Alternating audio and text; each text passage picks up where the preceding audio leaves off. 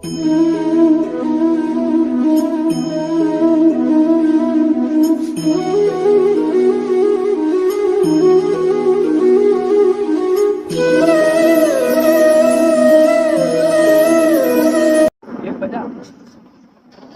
सुंदर समय है आज सत्संग के इस पावन अवसर पर। गुरु की क्या महिमा है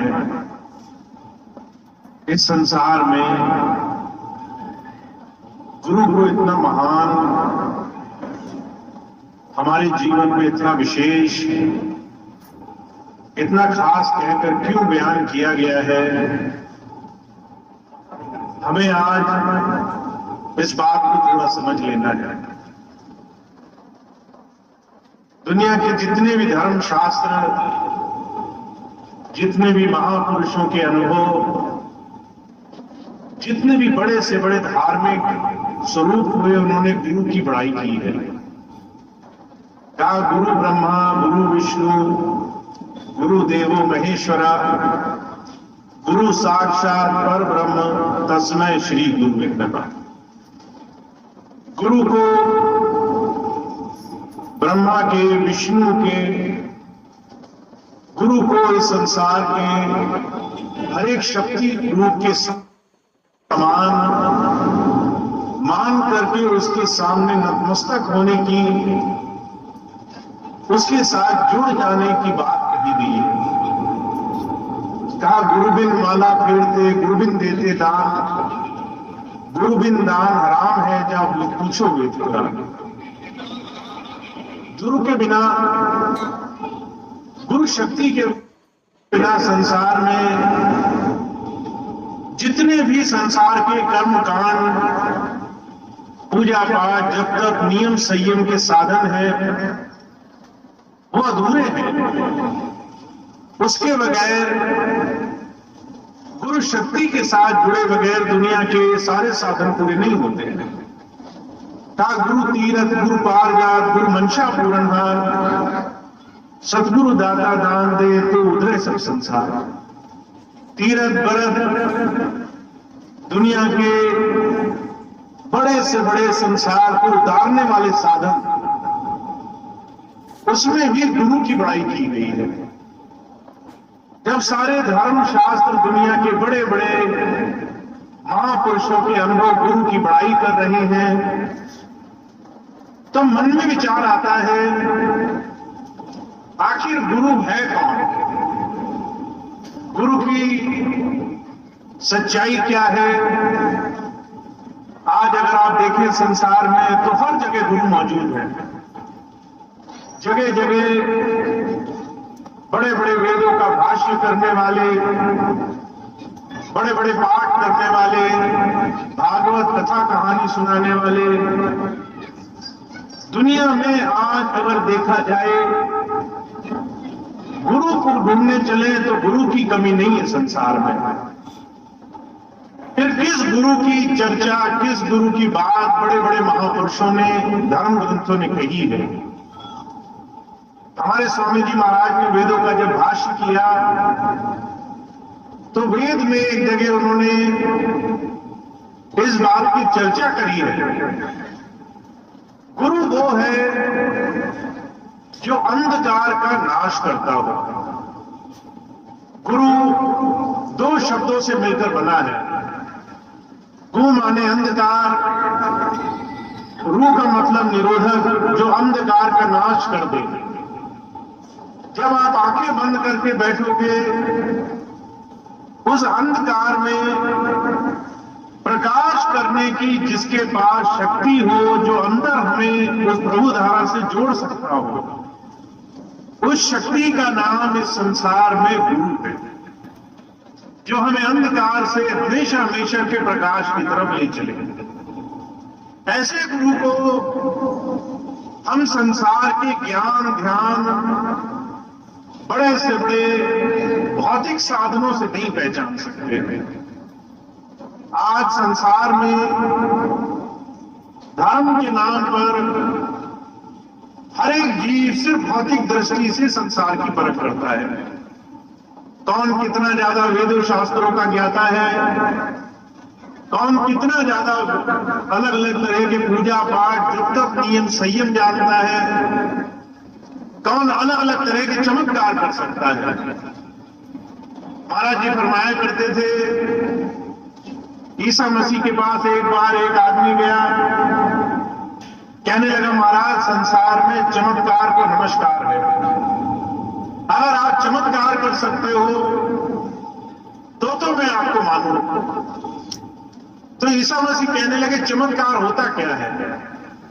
कोई भी वो चीज जो हमारी समझ से परे है अगर वो करी जाए और वो हमें आश्चर्य करने वाली लगे तो वो चमत्कार है। उन्होंने पानी पर चलकर दिखा दिया, सामने वाला ये देख करके इसको चमत्कार मान करके उनके पैरों में गिर गया। जब ये बात हुई तो ईसा मसीह कहने लगे, जिस चीज के लिए तुमने मुझे चमत्कारी मान लिया वो काम पशु पक्षी अलग अलग तरह के जीव जंतु आसानी से कर लेते हैं। एक मछली के बराबर तुमने मेरी तुलना करी। एक मछली रोज पानी में तैरती है, कभी पानी में डूबती नहीं। उस कला से तुमने मुझे चमत्कारी मान लिया, मुझे तुमने बहुत बड़ा सिद्ध पुरुष मान लिया। चमत्कार ही अगर संसार में उस परमात्मा की सच्चाई, अपने ईश्ट अपने प्रभु की सच्चाई को जानने की परख होती तो संसार में अलग अलग तरह के चमत्कार मौजूद हैं। पर दुनिया में चमत्कार से किसी ने इस संसार में अपने जीवन की सच्चाई को नहीं समझा है। हमारे स्वामी जी महाराज कहा करते थे, जीवन में एक ही चीज है जिससे हमें गुरु जीते जी छुड़ाने के लिए आता है, वो है जन्म और मरण किए इस अनंत काल से चले आ रहे जीवन चक्र से। हर एक जीव जिसने जन्म लिया है उसके जीवन में सबसे बड़ा भय, सबसे बड़ी पीड़ा है कि एक दिन उसे संसार से जाना होगा। और उसने संसार में जो कुछ भी कमाया, धन दौलत पैसा मान सम्मान पदवी, ये सारी चीजें छोड़ने की पीड़ा दुनिया में बड़ी असहनीय होती है। अगर किसी इंसान के कमाई में से जरा सी चीज आप उससे छीन लें तो देखिए वो संसार में कितनी पीड़ा में चला जाता है। आज लोगों की जमीन जायदाद पैसा मान पदवी में से जरा सी चीज आप छीन लो तो उनको इससे ज्यादा कष्ट किसी और चीज से नहीं हो सकता। हमारे स्वामी जी महाराज कह रहे हैं, ऐसी तमाम कष्टों से पीड़ाओं से संसार बंधा हुआ है और उसे ये मालूम है कि हमारे जीवन में ये सारा जीवन चक्र एक न एक दिन समाप्त जरूर होना है। उसके बाद भी हम सारा जीवन संसार को ऐसे भोगते हैं जैसे संसार कभी छूटेगा नहीं। और एक समय ऐसा आता है जब शरीर छूटता है, उस वक्त जो पीड़ा होती है उस पीड़ा के छोटे छोटे अनुभव का बखान वेदों शास्त्रों में किया गया है। स्वामी जी कहते हैं, जब किसी इंसान का अंत समय आए तो परमात्मा पहले जो है 3 जगह उसके प्रहार करता है। 3 चीजें ऐसी हैं जो समय रहते अगर आपने जीवन का मोल नहीं जाना तो आपकी मृत्यु से पहले 3 चीजें आपकी धीरे धीरे छूटनी पड़ जाएंगी। पहली चीज ये है, शरीर में समर्था नहीं रहेगी। आप अगर अनशन होगा तो किसी से बता नहीं पाओगे कैसा कष्ट हो रहा है। आपको वो कष्ट खुद अपने आप अकेले ही भोगना पड़ेगा। और स्वामी जी कहते हैं, मृत्यु की पीड़ा ऐसी है कि 1000 बिच्छू एक साथ डंक मार दे उसकी पीड़ा कम है, मृत्यु की पीड़ा ज्यादा है। फिर दूसरी जगह वेदों में कहा गया है, अगर एक कटीली झाड़ी को मुंह के रास्ते से डाला जाए और सारे शरीर को भेजती हुई अगर उसे मल के रास्ते से निकाला जाए, वो जो पीड़ा होती है वो पीड़ा भी कम बताई गई है, मृत्यु की पीड़ा उससे ज्यादा है। और दुख की बात यह है कि उस पीड़ा को हम किसी को बता भी नहीं पाते। ऐसी पीड़ादायक, ऐसी कठिन, ऐसी सबसे ज्यादा दुखी कर देने वाली स्थिति को अगर कोई जानता है तो वो गुरु शक्ति जानती है, जिसने जीते जी जीवन के इस भेद को जाना है। इसलिए जब भी आप सच्चे गुरु के पास जाओगे तो वो आपको आत्मज्ञान देकर के जीवन और मरण से छूटने के रास्ते की तरफ जोड़ने के लिए आते हैं।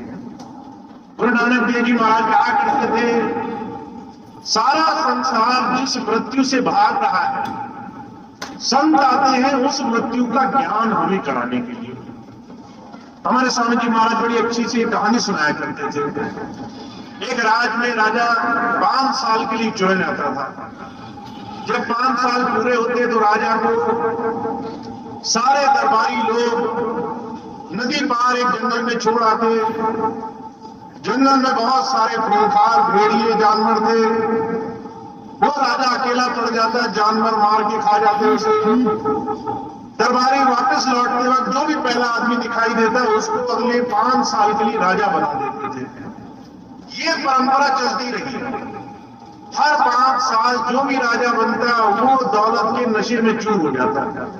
राजपाट देख करके, ऐशो आराम देख करके, ऐसा सुखी जीवन देख करके उसे ये याद नहीं रहती थी कि 5 साल तो खत्म हो जाने। हर बार 5 साल खत्म होने पर राजा को जंगलों में छोड़ के आया जाता था। एक बार एक आदमी आया, बड़ा विवेकी था। उसे गुरु जी ने ये भेद दिया कि ये याद रखना 5 साल खत्म हो जाने। अगर पहले से इसकी सुध-बुध नहीं ली तो जो आपसे पहले आए हुए लोगों का हश्र हुआ वही तुम्हारा भी होगा। इस बार विवेकी पुरुष राजा बना तो पहले से चिंता सताती थी 5 साल बाद तो जंगल में छोड़कर आया जाएगा।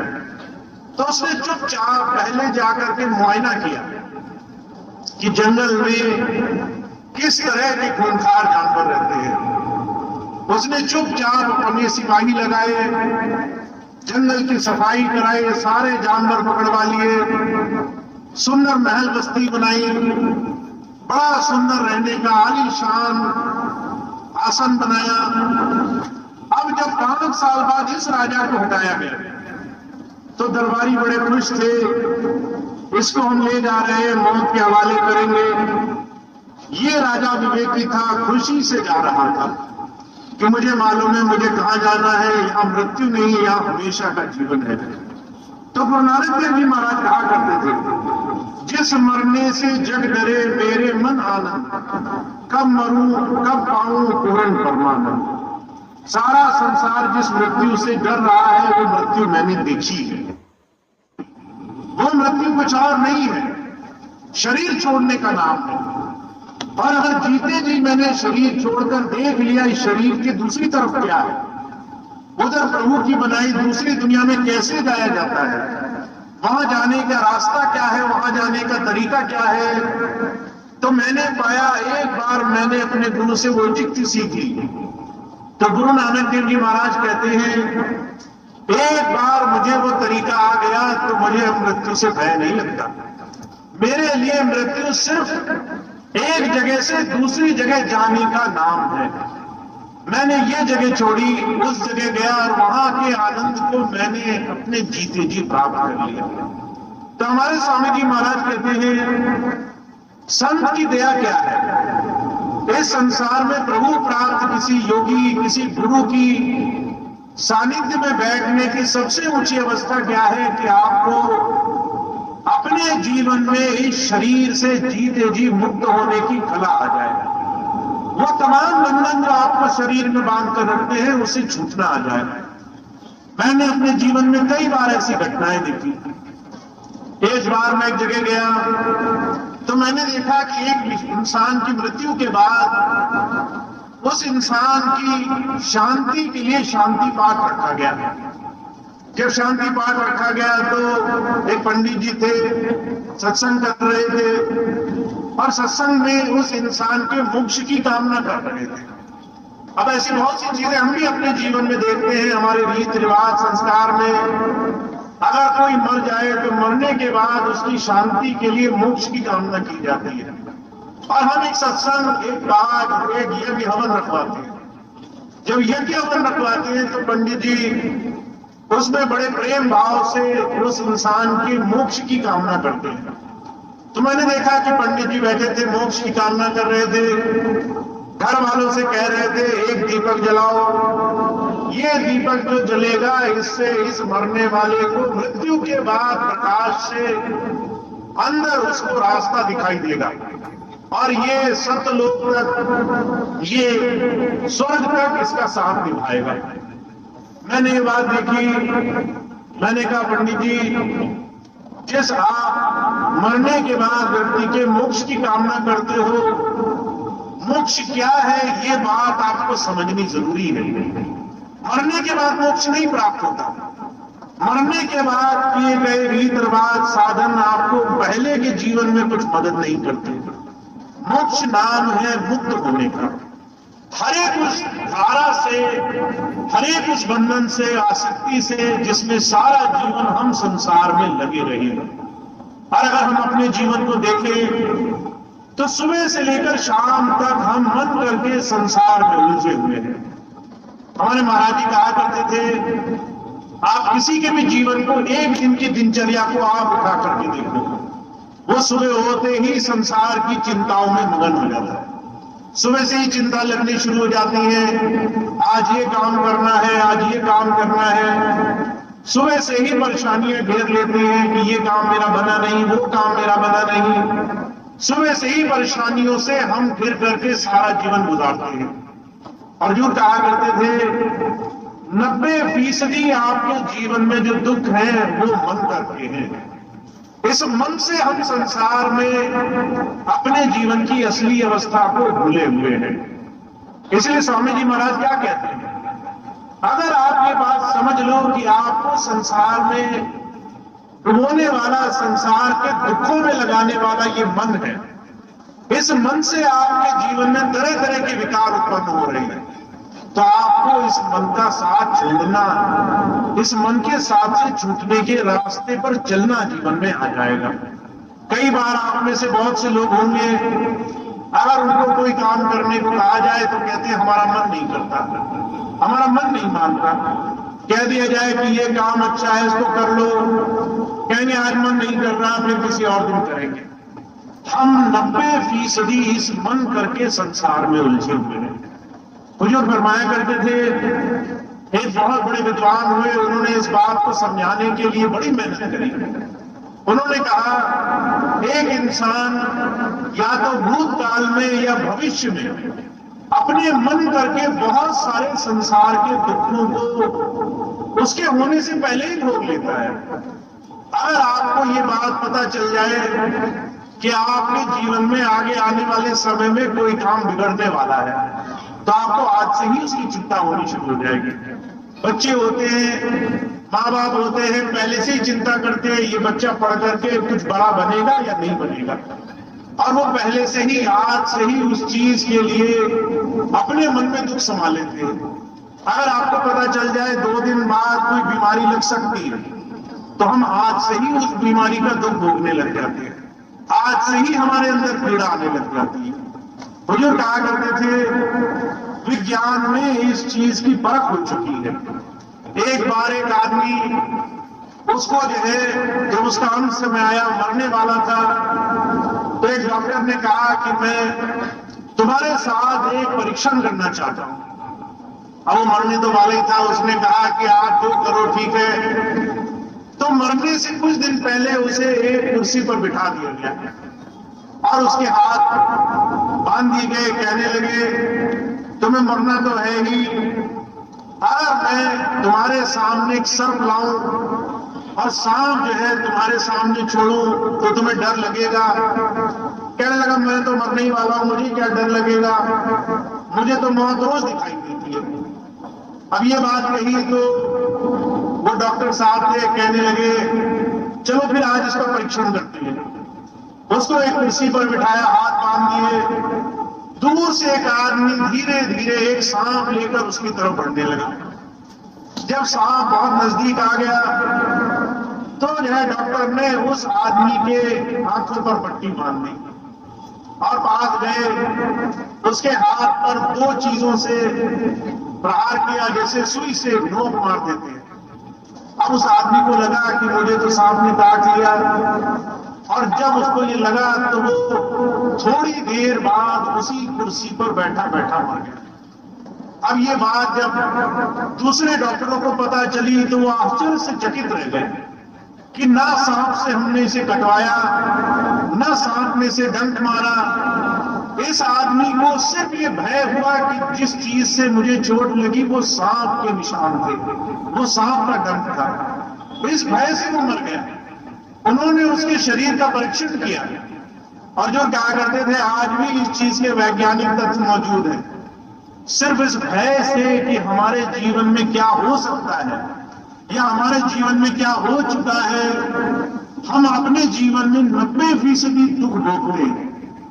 उस आदमी के शरीर का जब परीक्षण किया गया तो शरीर में उसके जहर भी बन गया था। अपने आप मस्तिष्क ने, दिमाग ने जहर भी बना दिया कि इसके शरीर में जिस चीज से चोट लगी वो सांप के ही डंक थे। तो जो कहा करते थे इस संसार में जिसे हम सच्चाई मानते हैं वो हमारे मन की बनाई हुई है। अगर मन किसी चीज को सच मान ले तो वो सच ना होते हुए भी सच हो जाता है। अगर हमें कोई ये बोल दे कि आज से 10 दिन पहले तुम्हें किसी ने गाली दी थी, बड़ा उल्टा सीधा बोल रहा था, चाहे आपने उसकी बात सुनी हो न सुनी हो, आपको उतनी पीड़ा होगी जितना आज गाली सुनने पर होगी। आपके अंदर उतना ही दुख पैदा होगा जितना अपने सामने किसी की गाली सुनने पर पैदा होगा। तो जो कहा करते थे मन करके जिस संसार में हम फंस चुके हैं, जिस संसार में हम सारा दुख इस मन करके भोग रहे हैं, वहां सिर्फ गुरु जो हमें अंदर जोड़ सकता है वो हमें जिस जीवन मरण से छुड़ा सकता है। और वो कैसे करता है? वो जो कहा करते थे पहले मन की व्यवस्था को आपको समझ लेना है। मन लोभी, मन लालची, मन चंचल, मन चोर, मन के चले मत चालिए, मन पलक पलक छोड़। पहली चीज ये है कि आपको किसी पूर्ण गुरु का सानिध्य मिले, जो सबसे पहले आपको ये बात समझाए ये जीवन आपका तभी सफल है जब आपने शरीर छूटने पर क्या होता है उस कला को आज से सीखना शुरू कर दिया है। आप दुनिया के सारे काम करो, खाओ पियो, सो जागो, दुनिया के सारे कारोबार करो, पर अगर जीते जी शरीर से कहां जाना है ये कला नहीं सीखी है तो मरने के बाद कोई कितना ही शांति पाठ करे, कितना ही आपके लिए बोले कि हमारे करने से तुम्हें मोक्ष मिल गई, वहां जीवन में कुछ भला नहीं होने वाला। तो जब संत आते हैं, गुरु आते हैं जिनकी इतनी बड़ाई की गई है शास्त्रों में, तो वो यही बात समझाने के लिए आते हैं कि हमें जीवन में इस मनुष्य शरीर से जीते जी अलग होने का तरीका, इस शरीर से बाहर निकलने का तरीका सीख लेना है। वो तरीका कैसे आता है? बुजुर्ग कहा करते थे वो तरीका आता है ध्यान से। कैसे हम ध्यान से अपने जीवन में उस प्रभु को साक्षात्कार करने वाले बनेंगे। अभी आजकल नवरात्रे के महीने चल रहे हैं। नवरात्रे इसे कहते हैं। कभी आपने सोचा नवरात्र जो मनाए जाते हैं इसका सही अर्थ तो हम पालन ही नहीं करते। इसका मतलब हुआ नवरात्रि, और रात में तो आप सो जाते हो, तो रात को कहने का क्या मतलब हुआ? सारा दिन हम व्रत रखते हैं, भूखे प्यासे रहते हैं, संयम बरतते हैं, पर जिस 9 रात का जिक्र किया गया उस रात को ही हम आंखें मूंद करके सोने में गुजार देते हैं। तो जो कहा करते थे नवरात्र और दशहरा, इसका एक बहुत सुंदर अर्थ वेदों में बताया गया है। कहते हैं आपके जीवन में संकल्प शक्ति हो, व्रत शक्ति हो। जब आप व्रत लेते हैं तो आप मन में एक धारणा करते हैं, ये काम करने के लिए मैं ये व्रत धारण करता हूं। आज पूरे दिन नहीं खाऊंगा क्योंकि मैंने अपने प्रभु से प्रार्थना करनी है कि हे प्रभु मेरे परिवार की रक्षा कर। हम ऐसे ऐसे संकल्प उठाते हैं। तो जो कहते हैं संकल्प उठाना था, किस चीज के लिए? कि हम अपने जीवन की इस रात को, अंधकार को दूर करेंगे और अपने जीवन में प्रकाश से जुड़ेंगे। दशहरा होगा, जब आप दशहरे जाते हैं तो वो इस बात का प्रतीक है कि आपके जीवन में अंधकार दूर होगा, प्रकाश उत्पन्न होगा। तो जो क्या करते थे, इसके लिए संतों महापुरुषों ने इशारे दिए हैं।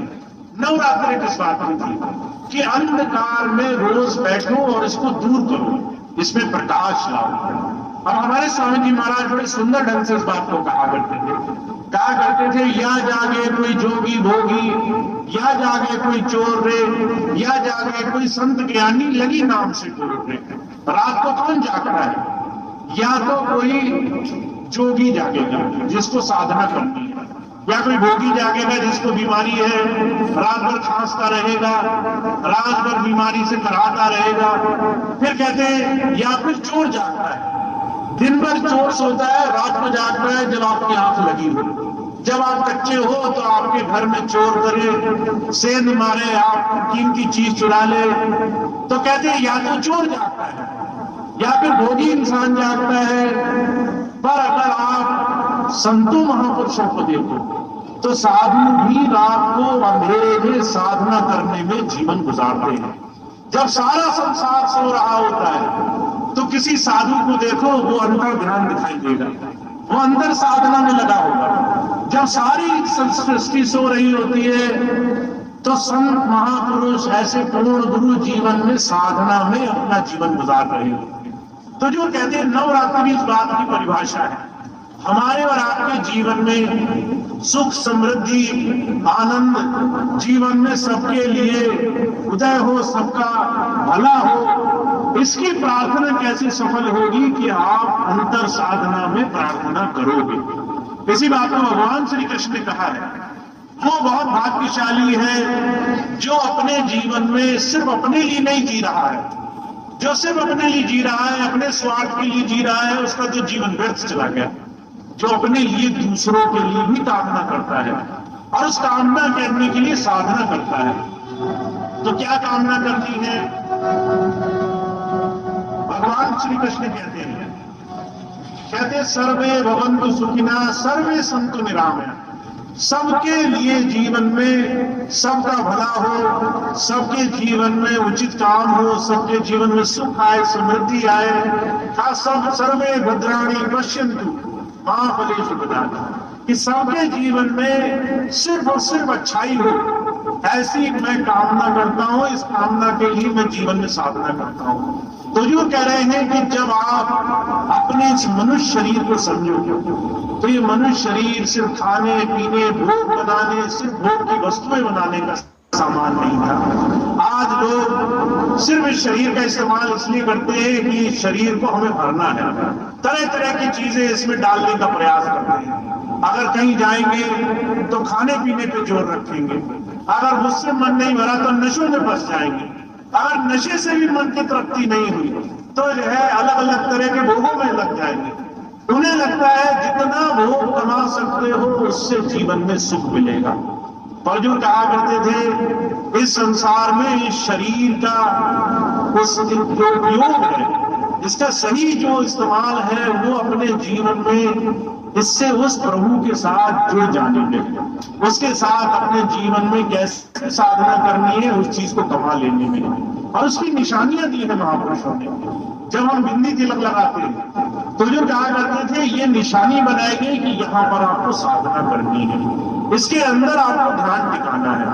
आपने कभी सोचा बहनों के जब बिंदी लगाने का स्थान है वो दोनों आंखों के बीच में ही क्यों है?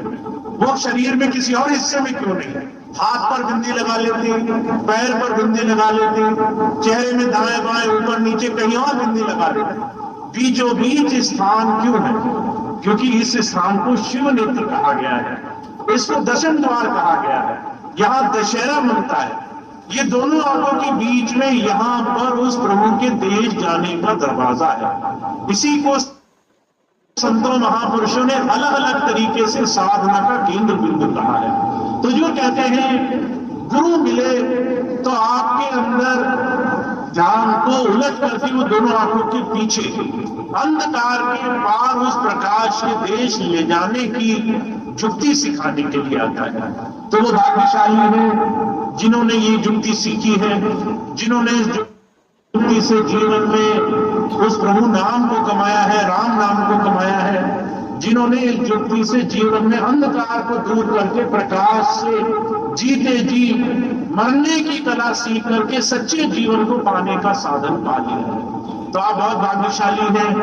आप अगर धर्म में लगे हैं, पूजा पाठ में लगे हैं, अगर आप यज्ञ नियम किसी भी साधन में लगे हैं, तो आप एक कदम उस प्रभु की तरफ बढ़ा रहे हैं। बहुत से लोग तो ऐसे हैं जो नास्तिक हैं, संसार में भोगों में ही लगते हैं। बहुत से लोग कहते हैं मेरा पैसा ही भगवान है, मेरी जमीन ही भगवान है।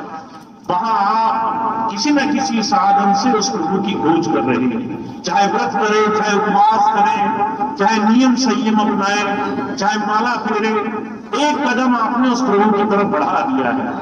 बुजुर्ग कहा करते थे अगर इसके साथ साथ आपको गुरु मिल जाए, अगर गुरु का सानिध्य मिल जाए, गुरु से अंदर साधना का तरीका आपको मिल जाए, तो आपके जीवन में सारे काम सफल हो जाएंगे। आपके जीवन के सारे प्रयास उसी दिन से आपके जीवन में आपके लिए बनने लग जाएंगे। तो आप बहुत भाग्यशाली हैं। आप धर्म को, उस प्रभु की याद, उसकी साधना को मानने वाले लोग हैं। ऐसे में अगर आपको गुरु ज्ञान मिला हो और गुरु ज्ञान से साधना का पथ आपको जीवन में प्राप्त हो जाए, तो आपके जीवन के सारे काम बने बनाए हैं। तो हमारे स्वामी जी महाराज तो यही कहते हैं, जीवन सफल तभी है जब आपने जीते जी इस शरीर में उस प्रभु को, अपने इष्ट को खोजा है। इस शरीर के हरि मंदिर में उस प्रभु का वास कहाँ है ये जान लिया है। तो इस बात को जानने के लिए आपको जीवन मिला है। इस जीवन का बहुत सारा समय अभी तक निकल चुका है, बाकी कितना बचा है कौन जानता है, पर जितना भी बचा हो उस समय को अगर उस प्रभु की याद में लगा दिया जाए, उसकी याद के साथ साथ उसके नाम से जुड़ने में लगा दिया जाए, तो आपके जीवन के सारे काम बड़ी आसानी से आपके जीवन में सफल होने लग जाएंगे। तो हमारे स्वामी जी महाराज इसी बात को कह रहे हैं कि हमें जागृत होना है, जागना है, मोह माया के विषय विकारों के, दुनिया के भौतिक क्षणिक सुखों की इस भाग दौड़ से बचना है और हमें सच्चे सुख के साधन से जुड़ना है। वो क्या है? कहा है हमारे जीवन में सिर्फ नाम, गुरु नाम हमारे जीवन को तमाम दुखों से छुटकारा दिलाने वाला। तो वो गुरु नाम अगर आपको मिल जाए, गुरु नाम से आप जुड़ जाए, उस नाम को कमाने लगे, तो जीवन धन्य हो जाएगा। तो स्वामी जी इसी बात को कह रहे हैं, इसी बात को मैंने आपकी सेवा में रखा है। आप बहुत भाग्यशाली हैं। आप साथ साथ गुरु नाम भी कमाया करें, गुरु नाम से भी लगा करें, ताकि जीवन धन्य हो जाए। तो इतनी बात कह के मैं अपनी बात समाप्त करूंगा। आज का सत्संग कार्यक्रम समाप्त होगा। एक प्रार्थना हम सब करते हैं ताकि जो भी हमने ये समय गुजारा ये अपने मालिक के चरणों में समर्पित कर सके। तो वो प्रार्थना अभी हम करेंगे, उसके बाद आज का कार्यक्रम संपन्न होगा।